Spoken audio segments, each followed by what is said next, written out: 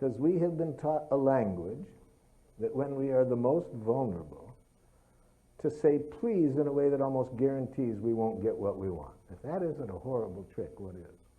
See? So let me show you what I consider compassion killers.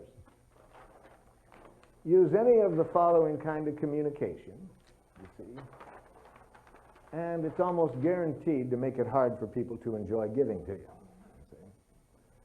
Use any language that sounds like a criticism to other people. You see? So get out your mental erasers and let's erase the following words from our consciousness.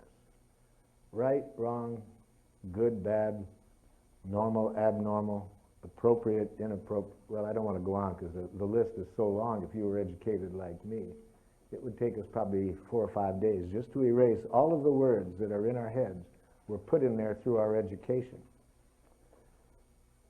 that destroy this beautiful game of giving out of the heart. So every word coming out of our mouth that implies wrongness to other people, that sounds like wrongness to them, almost guarantees that we will not get what we want, you see.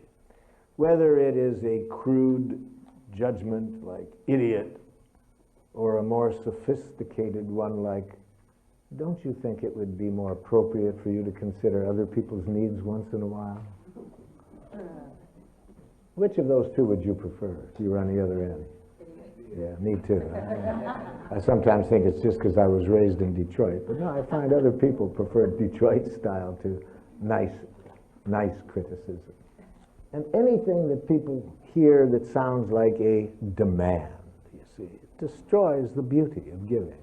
How sad that we have been taught to use any of the following tactics, because if we use any of the following tactics to influence people, to whatever degree they carry a trace from the past to this moment about any memory of our having used these tactics, it destroys their natural capacity to give to us in the way that song was about. See? So to whatever degree a person remembers being punished by us in the past, to whatever degree the person sees us using rewards to get them to do things, to whatever degree a person associates us with shame or guilt induction, they recall us in the past trying to make them feel guilty or ashamed for what they've, when they haven't given to us what we wanted. Or to whatever degree we have used concepts of duty or obligation to get people to do things, you see. To whatever degree people carry a trace of that, it destroys what that song is about. It just makes it impossible for people to give with what is a natural way of giving, you see. So, we're here for a couple days to deepen our ability to remember what needs to be communicated between us and other people, just to make this natural giving happen naturally. And to remind you all, I realize you've all been in trainings before,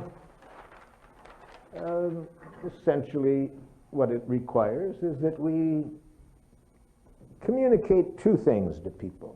What's alive in us? This is just another way of saying the question, how are we?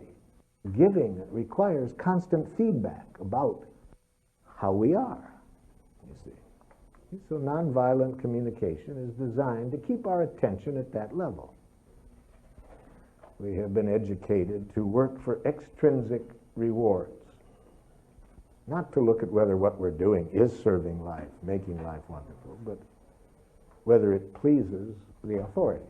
So we've been brought up to work for getting rewards from authority, to avoid punishment by authority, so that we will be dutiful citizens and do what the king says or the oligarchy says, or because we've been brought up, educated under domination systems that have been, the purpose of which is to teach you to be docile and subservient to authority. So we've learned a language that doesn't help us to say how we are and what would make life more wonderful. So how do we say this simple thing, how we are and what would make life more wonderful?